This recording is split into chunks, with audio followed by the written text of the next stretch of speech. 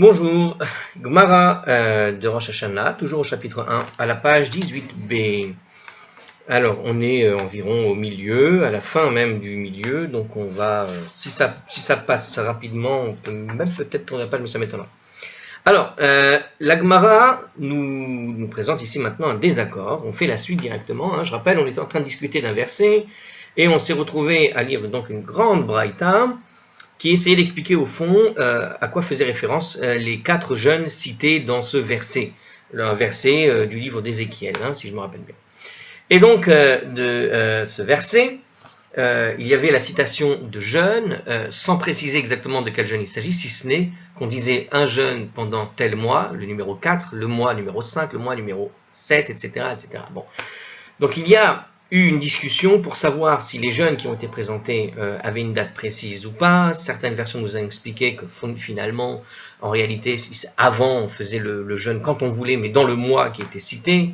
D'autres versions nous expliquaient au fond que finalement la discussion elle se résumait en réalité à savoir si l'ordre des jeûnes qui est donné dans ce verset était un ordre chronologique ou un ordre au niveau chronologique au sens historique, ou un ordre chronologique dans un sens, mais la chronologie en fait de l'année, c'est-à-dire on l'a donné tout simplement dans l'ordre, ce qui fait qu'on a effectivement la définition de ces jeunes qui se fait mais sur l'année, on va dire le 5e mois, le 4e mois, etc. Alors, je vous répète le verset, comme ça ce sera un peu plus simple. Donc, ainsi a dit Hachem, maître des légions, le jeûne du 4e, le jeûne du 5e, le jeûne du 7e et le jeûne du 10e sera pour la maison de Juda un jour de joie et d'allégresse. Et donc, on voit bien qu'on a ici un ordre donné, et effectivement, c'est donné dans un ordre bien précis, le 4, le 5, le 7 et le 10. C'est pas donné dans un désordre, le 10, le 4, le 7, tu vois. C'est donné dans l'ordre comme ça, chronologique, en ordre croissant des mois qui arrivent, quoi.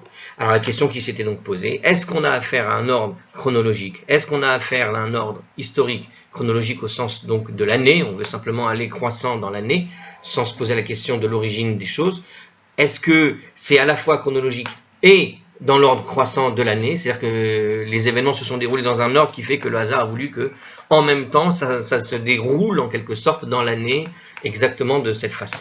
Bon, alors on a conclu, nous, déjà que effectivement, a priori, c'est un ordre historique.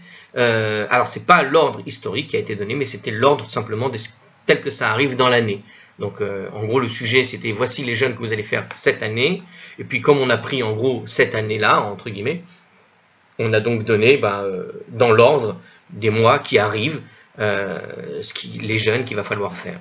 Bon, on a donc discuté de tout ça. Maintenant, la Gemara va nous rapporter donc en fait un désaccord sur ce verset entre Rav et Rabbi Hanina. Alors, on y va. Itemar, il a été dit.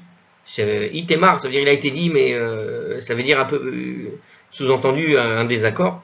Rav ve Rabbi Hanina, Omre. Alors Rav et Rabbi Hanina disent Batella Megillat Ta'anit. La Megillat Ta'anit a été abolie. Donc il existait une Megillah. Alors une Megillah, c'est un rouleau. Alors on va faire le commentaire qui est énorme. Pas grand, mais il est grand quand même. Et qui va nous expliquer un peu tout ça. Alors de base, avant de commencer, donc une Megillah, c'est simplement un rouleau. Vous avez la Megillah d'Esther, la Megillah de Echa, de Jérémie, etc. Ce sont des rouleaux parce qu'avant, quand tu écrivais un livre, tu les écrivais sur un parchemin et pour les ranger, tu les rangeais en rouleaux, tu les pliais pas. Donc, c'est un livre, en gros, un livre. En général, les Megillah sont plutôt courts, c'est des livres plutôt courts, c'est pas nécessairement une nouvelle Torah, mais... et donc, il y avait une Megillah qui s'appelait Ta'anit. Alors, on va voir de quoi il s'agit, je ne connais pas. Donc, Megillah Ta'anit, littéralement, c'est le rouleau des jeûnes, ça s'appelle. Alors, ça dressait la liste des jours de l'année où il est interdit de jeûner, car ces jours ont reçu le statut de fête mineure afin de commémorer les délivrances miraculeuses qui ont eu lieu à ces dates-là. Donc, il y a dans le calendrier juif, il y avait en tout cas, parce que cette Megillah, j'en ai jamais entendu parler, il y avait dans la tradition juive, donc, un rouleau qui existait, dans lequel on avait donc des dates où il ne fallait surtout pas jeûner. Il est même interdit de prononcer un éloge funèbre à certaines de ces dates, c'est-à-dire que quand une personne meurt, on ne fait pas d'éloge, parce que ce sont des jours, comment dirais-je, de joie obligatoire, j'ai envie de dire, où tu ne peux pas faire ce type d'éloge. D'après Rav et Rabbi Hanina, ces fêtes ne sont plus en vigueur après la destruction du temple. Donc il y a eu des événements passés dont on a a priori peut-être oublié, j'ai envie de dire, le souvenir. Hein. On n'en a plus le souvenir. Et ces événements, des événements importants de l'histoire, on va dire, contemporaine des rabbins de l'époque du Talmud, ou des rabbins de l'époque de la Mishnah, ou avant la Mishnah, ou même de l'époque de David. Allez savoir jusqu'où ça pouvait remonter, tout un tas d'événements qui pouvaient être célébrés, comme une victoire militaire, je ne sais pas, comme par exemple l'arrêt d'une grande épidémie qui a peut-être eu lieu, je ne sais pas, dans une des périodes des juges, j'en sais rien. En tout cas, cette Megillah a existé, et il y avait là-bas donc des célébrations, comme il existe aujourd'hui des célébrations modernes, comme par exemple la fête de Yom Ha'atzmaout ou Yom Yerushalayim, qui sont des célébrations modernes liées à des événements récents. Eh bien, peut-être que déjà depuis l'époque du Talmud et avant, certains événements qui ne sont pas nécessairement dans la Torah, et qui sont des événements qui auraient pu être des événements strictement communautaires, mais qui sont célébrés par tous, ou je ne sais quoi, eh bien, ont été notés pour témoigner que c'était des jours particuliers pour que Dieu finalement sauve le peuple juif d'une situation, puisqu'ils ont été sauvés ce jour-là. Et au fond, c'était des jours donc où il y avait une sorte d'interdiction de jeûner, et ni de faire d'éloges funèbres. Bon, ce livre a été perdu. Hein. Il est donc permis de faire un éloge funèbre et de jeûner pendant ces jours-là.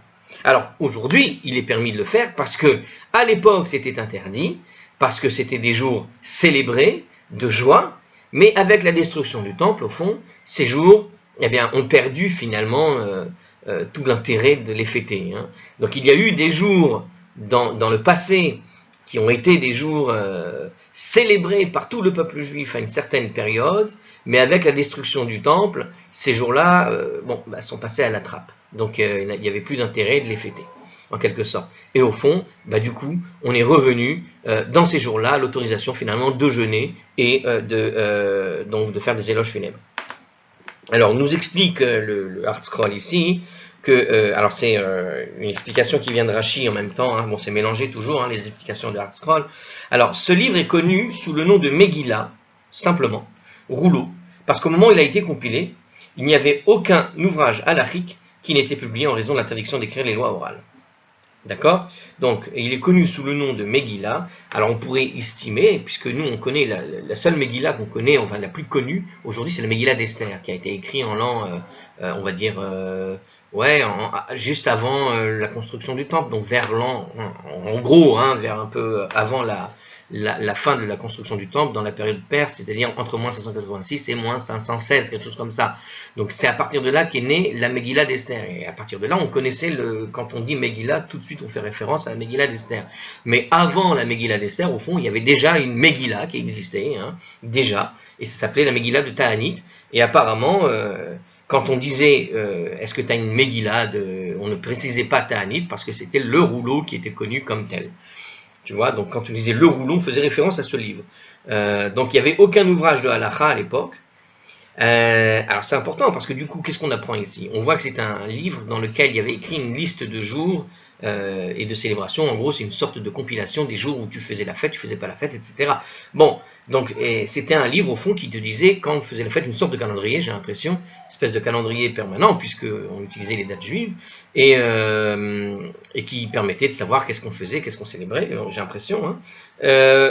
Et à l'époque, il faut savoir qu'on n'avait pas le droit d'écrire la loi orale. Là, on étudie le Talmud, on fait de la loi orale tout seul, entre guillemets, devant son écran. Et voilà qu'en réalité, il y a longtemps, sachez-le, il n'y avait pas le droit d'écrire la loi orale. La loi orale se transmettait oralement.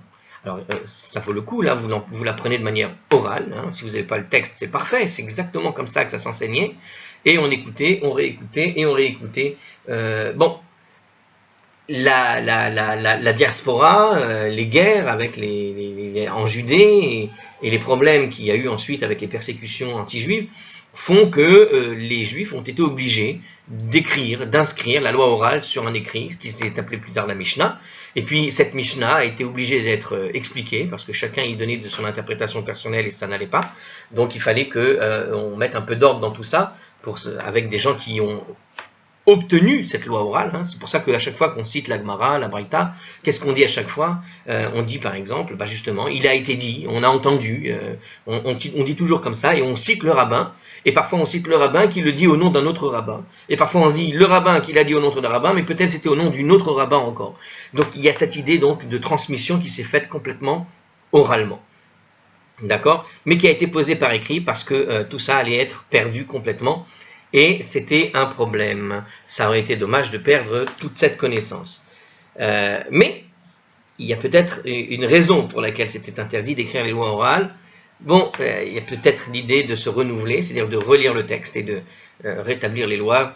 Je ne sais pas. Bon, il faut creuser. En tout cas, les rabbinim ont trouvé juste d'écrire finalement les bases de la loi orale parce qu'on peut imaginer qu'effectivement, si on a perdu absolument toute la connaissance, on ne peut pas réimaginer l'histoire. Et on risque de réimaginer et d'inventer des lois qui finalement ne sont pas bonnes. Alors que la loi orale d'aujourd'hui, c'est véritablement finalement une transmission de ce qui avait été à l'époque enseigné pendant des siècles avant qu'elle ne soit posée dans un livre, comme ici par exemple. Alors, donc qu'est-ce qu'on disait? Donc ce rouleau de Megillah, hein, c'était une petite réflexion sur la notion de loi orale. Donc il n'y avait pas d'ouvrage à l'Afrique, comme il nous dit ici, et au fond, eh bien, ce rouleau existait, il a été l'un des rares compilés dans une période où a priori on ne faisait pas d'écriture de loi orale. Toutefois, la liste des fêtes mineures a été mise par écrit, afin, donc c'était le rouleau de Ta'anit, hein, donc ce livre a été écrit quand même. Il a été écrit par les fêtes mineures pour pouvoir quoi? Pour tout simplement prévenir le grand public qu'ils se souviennent de ces lois, de ces fêtes en fait. Hein. L'idée c'est de pas de perdre.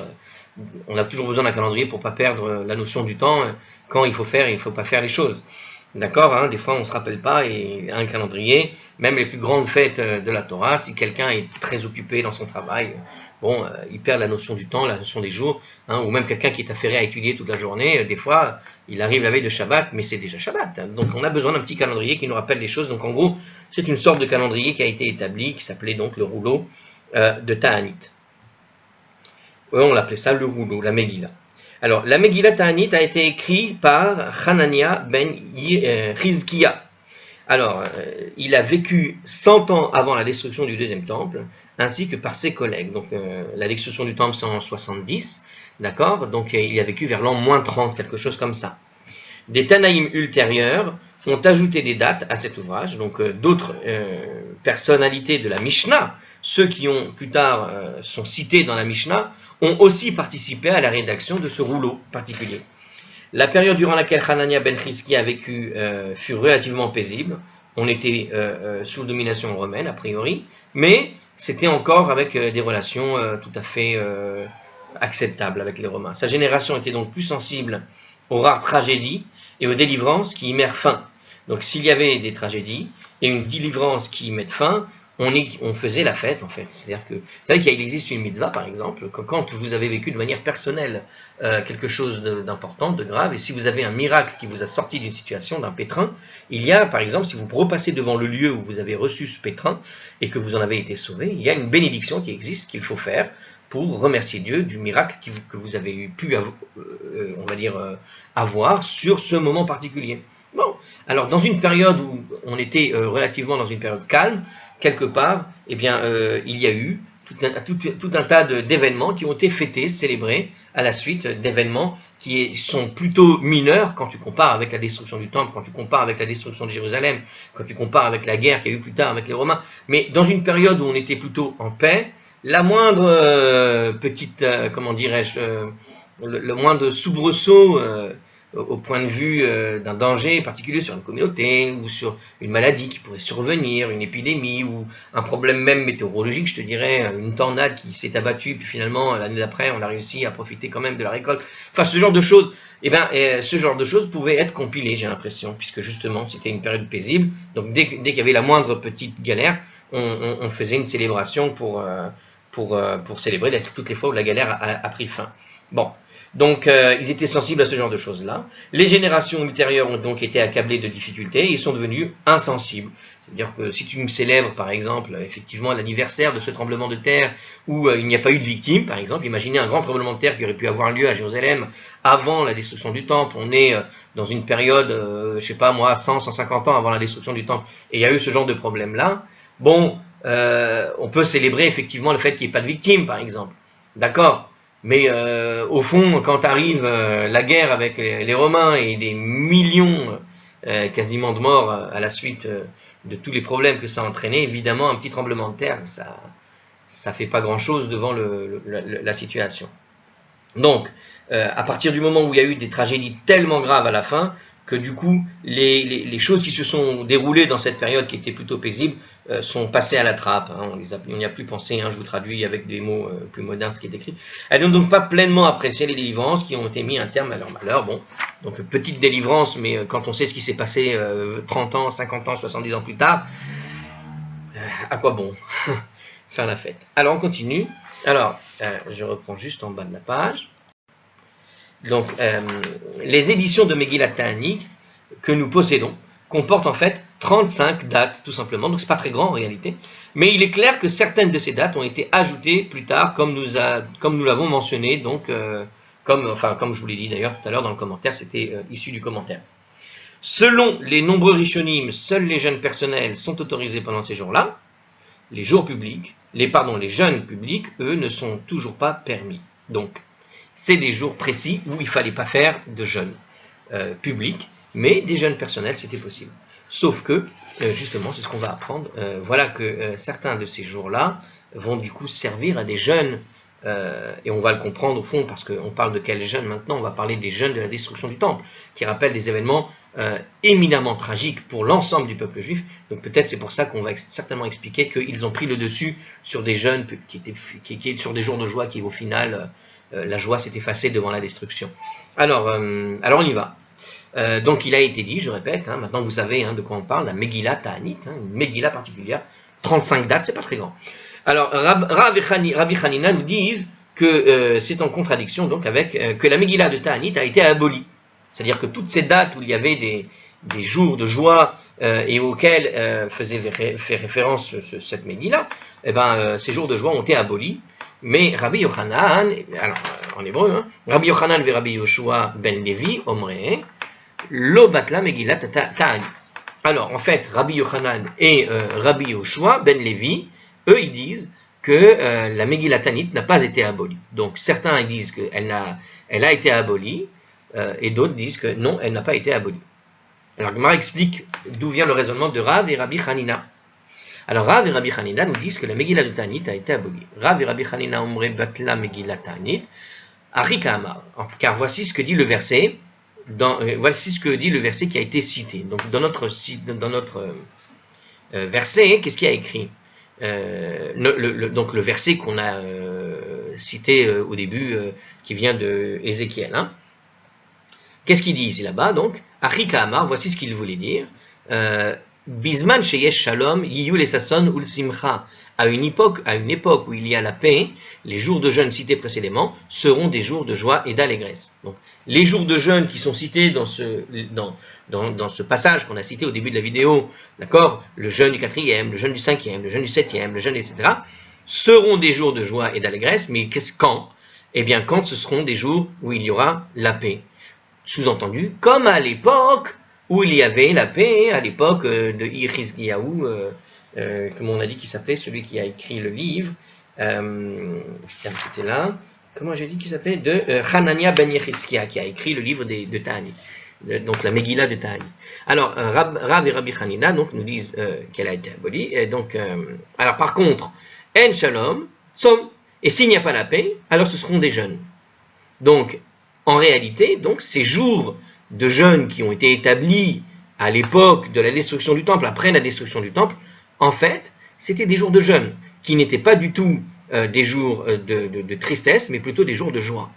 Et en fait, ces fêtes, donc, qui étaient des jours de fête en réalité, avec la destruction qui s'est déroulée pendant ces jours de fête, eh bien du coup, on a aboli ces fêtes. Ve'anach nami ki hane. Et ces jours qui sont énumérés dans la Megillah sont également comme ces jours-là. Donc, qu'est-ce qu'il nous dit ici? On va voir avec les petits commentaires. Donc, ces jours énumérés dans la Megillah de Ta'anit, en fait, auraient dû être considérés également comme ces jours particuliers, qui sont énumérés dans l'Écriture. D'accord? Ainsi, le statut de fête qui caractérisait les jours mentionnés dans la Megillat Ta'anit a été abrogé en raison de la destruction du temple, tout simplement. Donc en fait, le petit résumé que je vous ai donné en commentaire est en train de nous expliquer finalement ce que disait la Gemara et ce sur quoi discute la Gemara. Donc pour la Gemara, on voit ici que Rav et Rabbi Hanina sont en train de nous dire que c'était des jours de joie, qui ont été transformés en jours de jeûne, puisque les catastrophes se sont déroulées pendant ces jours de joie.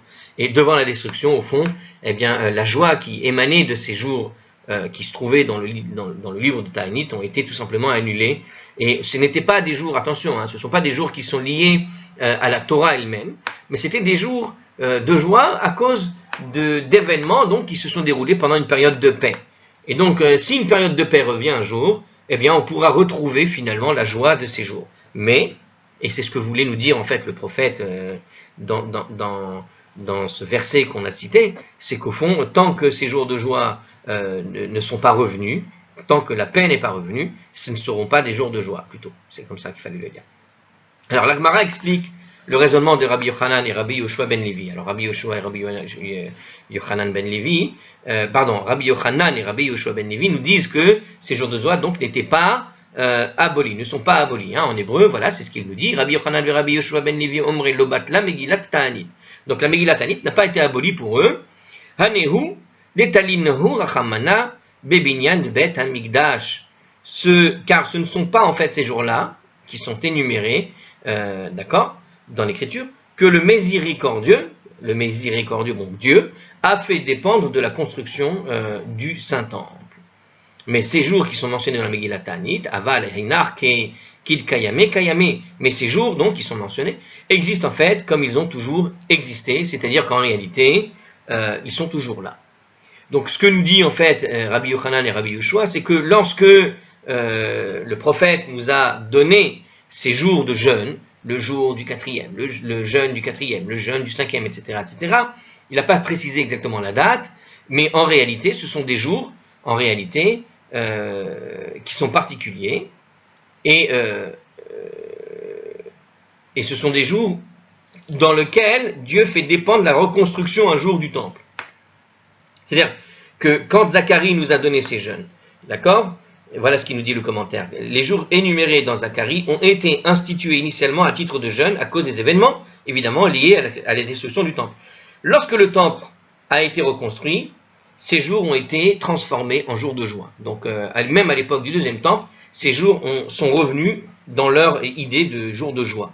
C'est-à-dire que ce que mentionne Zacharie au fond, ce sont des jours de jeûne qui étaient liés à la destruction, mais qui se sont transformés en jours de joie à la reconstruction, et qui demain, pareil. En vérité, le verset de Zacharie dont parle la Gemara, tout au long de cette page qu'on a expliquée, est la réponse à la question d'une halakha, à savoir, est-ce que les Juifs de la diaspora, ont posé à Zacharie. En fait, donc les Juifs de diaspora ont posé cette question. Vers le début de la construction du deuxième temple, donc il restait encore des Juifs du côté de la diaspora, de la Galoute, et ils lui ont demandé ceci, est-ce que je devrais encore pleurer le 5e mois de Av en me privant de plaisir comme je l'ai fait pendant de nombreuses années. En gros, voici que pendant 70 ans, à partir du jour de la destruction du temple, il se privait de tout, mais puisque le temple va être reconstruit, est-ce que eux qui habitent encore en dehors d'Israël doivent continuer de jeûner, au sens où eux quelque part sont encore en galoute, alors que ceux qui sont en Israël vont pouvoir bénéficier de la reconstruction du temple. Donc le verset cité dans notre Gemara constitue une partie de la réponse que Zacharie, tout simplement, Zecharia, a donnée effectivement aux Juifs de la diaspora. Donc en réalité, c'était une sorte de réponse à cette question. Alors, bien que l'on ne soit généralement pas autorisé à trancher des questions de halakha au moyen de la prophétie et d'autres méthodes semblables, il en allait différemment dans ce cas, car cette question concernait une coutume qui, dès le départ, avait été instaurée de façon prophétique. Donc voilà, donc de toute façon, la raison est intéressante ici, à savoir que les jeûnes ont été instaurés de manière prophétique, c'est l'équivalent des rabbanan en quelque sorte, et on peut dire que les mêmes rabbins au fond, les mêmes prophètes qui ont instauré ces jeûnes, avaient donc le pouvoir de l'annuler. Donc puisque les prophètes ont instauré les jeûnes, les prophètes ont le pouvoir de l'annuler, puisqu'ils ont le pouvoir de l'annuler, la question lui a été posée, et la réponse qui a été donnée en gros pour les Juifs de diaspora, c'est que ces jours-là, quand arrive la construction du temple, normalement, tu peux arrêter de jeûner. Ce sont maintenant des jours de joie et d'allégresse. Donc si j'ai bien compris ce qui est dit. Donc puisque ces décrets n'ont aucun rapport avec le temple, ils continuent à être en vigueur même après sa destruction. Alors ça c'était la réponse à la deuxième partie de ce que disaient donc Rabbi Yochanan et Rabbi Yoshua. Donc je répète ce que disaient Rabbi Yochanan et Rabbi Yoshua après ce commentaire, normalement ça devrait être plus clair. Donc Rabbi Yochanan et Rabbi Yoshua nous disaient que la Megillah de la Megillah de Ta'anit n'a pas été abolie. Pourquoi? Parce que ce sont des jours qui sont cités par Zacharie, qui ont fait dépendre en fait de la construction du temple. Donc si j'ai bien compris, hein, ces jours donc ont été transformés tout simplement en jours de fête à la reconstruction. Donc on est, en tout cas, je me posais la question dans les vidéos d'avant, quand est-ce qu'il fallait situer Zacharie? Eh bien maintenant on le sait, il est situé juste avant ou pendant la reconstruction du temple, du deuxième temple. Mais ces jours, nous termine Rabbi Yochanan et Rabbi Yehoshua ben Levi, mais ces jours qui sont mentionnés dans la Megillah de Ta'anit, donc les jours qui existent dans la Megillah de Ta'anit, en fait, ils existent comme ils ont toujours existé. En gros, les jours de jeûne ne tombaient pas les jours de joie qui sont cités dans le livre dans la Megillah de Ta'anit, hein, dans cette Megillah ancienne qu'on ne possède plus aujourd'hui. Donc voilà, il y a deux discussions. Certains pensent que c'était tombé pendant les jours qui sont cités dans la Megillah Ta'anit, d'autres disent qu'en réalité, ils ne sont pas tombés dans ces jours-là, et au fond, on n'a jamais aboli les jours de joie qui sont cités dans la Megillah de Ta'anit. Alors, la Gemara conteste absolument cette opinion, hein, à savoir... Alors, minute, non, il conteste que la Megillah Ta'anit a été abolie. Donc, il n'est pas le seul. On va voir une deuxième contestation sur ce que disaient finalement Rabbi et Rav et Rabbi Hanina. Donc, Rav Kahana a contesté. Mativ Rav Kahana. L'opinion de Rav et de Rabbi Hanina à partir d'une braïta. Il nous donne une braïta qui est la chose suivante. Ma'ase vegazeru ta'anit bechanuka belud. Alors, un incident. Donc, en gros, il y a eu un incident. Il y a eu quelque chose qui s'est produit. Les habitants ont décrété dans la ville de Lod, hein, dans une ville proche banlieue, enfin bon, tout à côté en Israël, mais dans la ville de Lod, hein, au centre, ils ont décrété un jeûne pendant Hanouka. Voilà qu'il y avait un jeûne ils ont dit, on va faire un jeûne pendant Hanouka. Donc la fête de Hanouka dure 8 jours, du 25 qui se lève plus 8 jours derrière, et voilà que des habitants à Lod, un jour, il y a donc on est pendant le deuxième temple, hein, ont décrété un jeûne. Veyarad Rabbi Eliezer Verachatz, et Rabbi Eliezer est descendu et il s'est lavé. Donc il est descendu dans un établissement de bain là-bas, il est allé à Lod, et là-bas il s'est lavé. Alors évidemment on ne se lave pas pendant un jour de jeûne, vous comprenez? Donc quand il va faire là-bas, c'est pour leur faire comprendre, stop, c'est trop. Ve Rabbi Yoshua siper, et Rabbi Yoshua, il est allé chez le coiffeur, il s'est fait couper les cheveux. On ne fait ni de lavage, ni de coupage de cheveux pendant des jours qui sont censés être des jours de jeûne et donc de recueillement et presque de deuil. Donc voilà, deux grands rabbins, Rabbi Yoshua et Rabbi Eliezer, des pointures de l'époque, qui quand ils ont entendu qu'ils allaient nous faire là-bas un jour de jeûne pendant Hanouka, ils ont dit, bon, on va leur donner une leçon, on va aller là-bas se couper les cheveux, et l'autre il est allé faire publiquement un bain public. Donc, pour montrer, voilà, ce que vous faites n'est pas bien.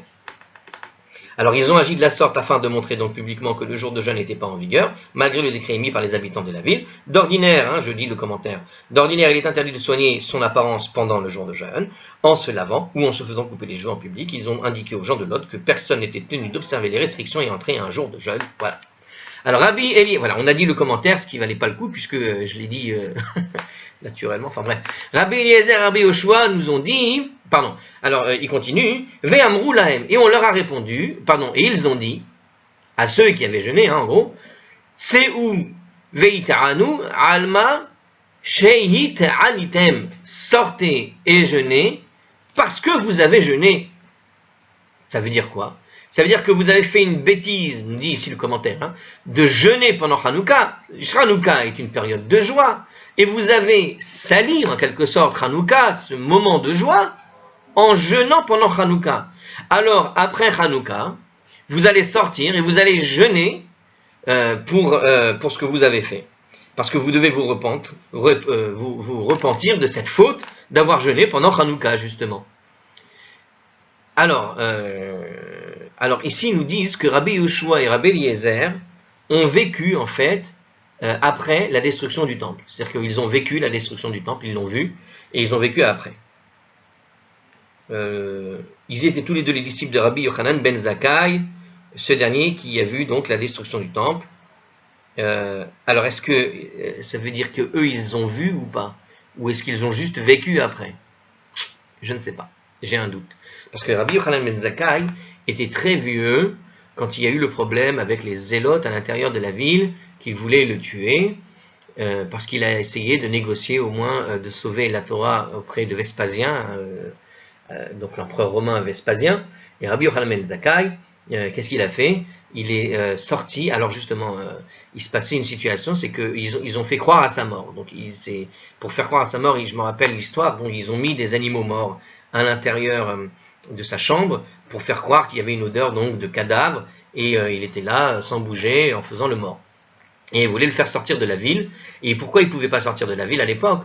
Parce qu'en fait, les extrémistes interdisaient de sortir, et c'est à cause de ça qu'on parle souvent de Sinat Chinam. Les extrémistes ne voulaient pas les laisser sortir, ne voulaient laisser sortir personne, même pour négocier avec les Romains. Ils étaient dans une optique de guerre totale, et c'est à cause d'eux d'ailleurs qu'ils ont perdu la guerre au fond, parce qu'ils ont voulu forcer la population à faire cette guerre en mettant le feu aux ressources naturelles qui se trouvaient à l'intérieur. Enfin les ressources, il y avait de quoi manger pour 3 ans on va dire, et ils ont mis le feu à toutes les ressources pour forcer les gens à sortir faire la guerre. Bref, il y a eu tout un problème avec ça. Et donc sur l'histoire personnelle de Rabbi Yochanan ben Zakkai, on les appelait les sicaires. Pourquoi les sicaires? Parce qu'un sicaire, c'est celui qui a un couteau, quoi. C'est le nom des couteaux de l'époque, une sorte de dague. Et en gros, il poignardait les gens qui tentaient de rejoindre la sortie de force, ou qui voulaient sortir. Donc il surveillait les sorties. Et ce qui s'est produit, c'est que Rabbi Yochanan ben Zakkai voulait sortir justement pour négocier la reddition d'une ville, pour essayer de sauver la Torah. Et créer là-bas une école justement qui pourrait sauver le judaïsme. Et ce qui s'est passé avec Rabbi Yochanan ben Zakkai, donc, c'est que s'il tentait de sortir, il aurait été assassiné. Et qu'est-ce que faisaient justement les gens? Quand une personne mourait, pour être sûr que la personne était morte, eh bien, ils lui plantaient quand même un couteau pour vérifier qu'il était bien mort. Donc, c'était un problème. Donc là, ce qui s'est passé, c'est qu'ils l'ont fait passer pour mort, et ils ont laissé des cadavres d'animaux pourrir en dessous du lit, ce qui fait que lorsque les sicaires sont arrivés pour le poignarder, pour vérifier s'il est bien mort, et qu'ils ont senti l'odeur, rien qu'à l'odeur, c'était tellement insupportable qu'ils n'ont pas pu rentrer dans la salle, tellement c'était insupportable, où ils ont dit, bon, c'est clair qu'il est mort. Et de cette façon-là, ils ont fait tout un cérémonial en le faisant sortir, et de cette manière-là, il a pu aller négocier par la suite, comment dirais-je, l'obtention d'une ville, qui est la ville de Yavne, par laquelle ils ont pu sauver et créer une école, l'une des premières écoles de la Mishnah, en fait, voilà, de cette époque. Donc, ce qu'on apprend ici, tout simplement, bon, ça c'était un petit précis historique, très bien, on est dans cette période, c'est bien de rappeler 2-3 choses là-dessus. Donc, il posait donc cette question, on voit ici quoi? Qu'il parle de Hanouka. Alors, justement, sûrement, on va réagir sur cela, parce que, donc, il y a des jours de joie où on n'avait pas le droit de jeûner. Apparemment, Hanouka est cité comme jour à l'intérieur de ces jours dans lesquels on ne faisait pas de jeûne. Bon, alors, la Gemara défend l'opinion de Rav et de Rabbi Hanina. Donc, Rav et Rabbi Hanina, donc, c'est ceux qui disent que la Megillat Ta'anit a été abolie. Alors, Amar, Rav Yosef... Donc oui, c'est ça on a apporté la preuve d'avant, c'était une sorte de preuve pour dire, regardez, on n'a pas aboli. Oui, mais c'est bizarre, parce qu'il nous parle de Hanouka, donc Hanouka c'est une fête qui de toute façon continue aujourd'hui, donc c'est assez étrange qu'il parle de Hanouka comme étant le jour de jeûne. Bon, alors on va voir, comme le jour où tu ne pouvais pas jeûner. Alors c'est vrai qu'on ne peut pas jeûner, mais c'est toujours valable, bon, donc est-ce que c'est une preuve que ça a été annulé? Ou pas d'ailleurs? Alors, bon, en tout cas, Rav et Rabbi Hanina nous disent que la Megillah a été abolie. Alors, on va voir pourquoi. Rav Yosef dit, Tamar Rav Yosef, Shani Hanouka. Mais Hanouka, c'est différent. Pourquoi c'est différent? Deika mitzvah. Parce qu'il y a une mitzvah. Oui, à Hanouka, on a la mitzvah d'allumer la Hanoukia. D'accord? Donc, il y a une mitzvah d'allumer la Hanoukia tous les soirs, et même le matin, pour celui qui veut. Donc, il y a une mitzvah d'allumer la Hanoukia. puisqu'il y a une mitzvah, on ne peut pas imposer un jour de jeûne pendant un jour où il y a une mitzvah. Donc si tu me dis que les jours de fête n'ont pas été abolis, ceux qui ont été écrits dans la Megillah de Ta'anit, et que la Megillah de Ta'anit n'a pas été abolie sur la base de Hanouka, ton exemple est faible. Pourquoi? Parce que quelque part, tu me parles d'une fête où il y a une mitzvah à l'intérieur. Or, pendant une fête où il y a une mitzvah, tu ne vas pas abolir la fête. D'accord? Il y a des fêtes où il n'y a pas de mitzvah. Alors on continue. La Gemara formule une objection, elle n'est pas d'accord. Amar le Abaye. Abaye a dit à Rav Yosef, mais la mitzvah d'allumer la menorah, elle est secondaire par rapport à la fête elle-même. Vetiba'el ihi, vetiba'el mitzvata, alors que Hanouka soit aboli et que sa mitzvah soit abolie également. Voilà la réponse qu'il lui dit. Si c'est comme ça, t'as qu'à tout abolir. Va, qu'est-ce que tu veux?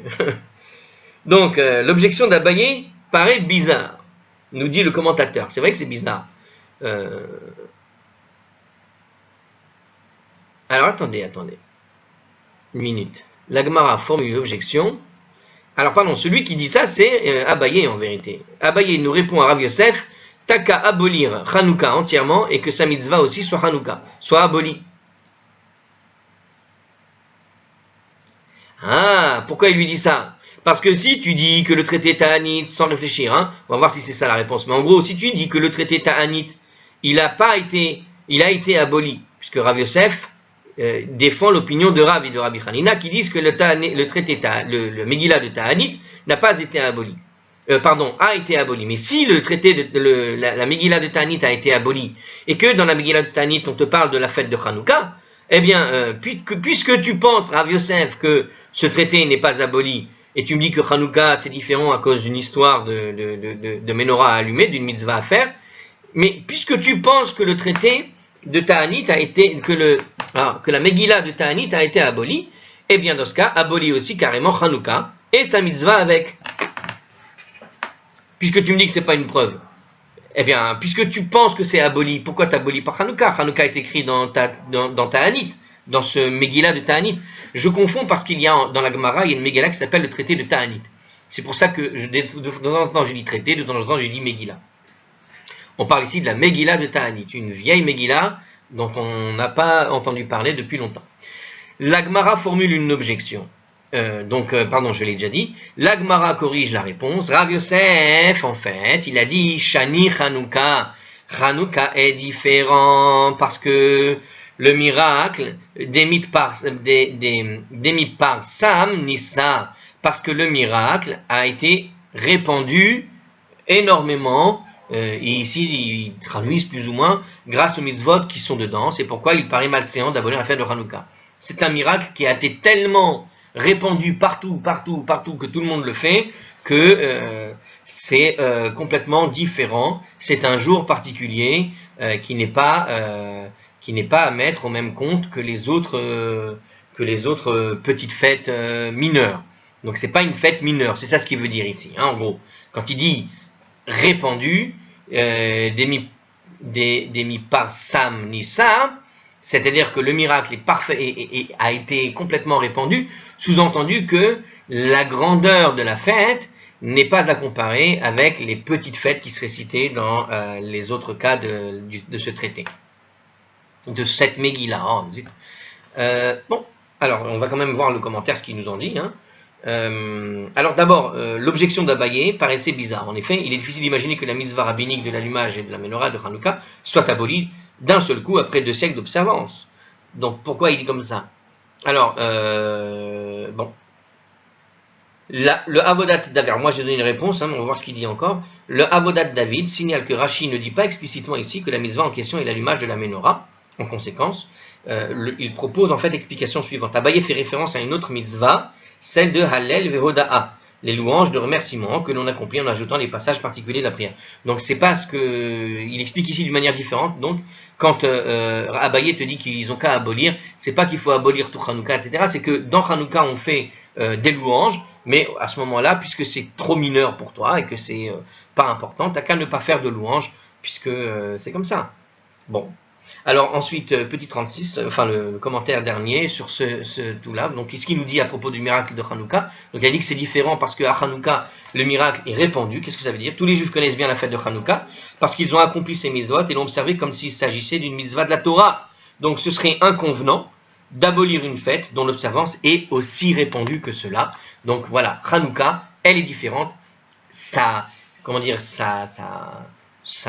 dimension a pris une telle ampleur qu'elle est aussi importante qu'une fête aujourd'hui de la Torah. Et l'abolir, ce serait comme vouloir abolir la Torah en quelque sorte. Donc c'est pour ça que c'est pas, hein, c'est Rachid qui nous dit ça.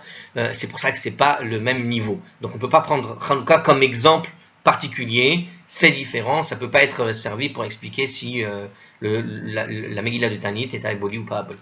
Allez, à suivre.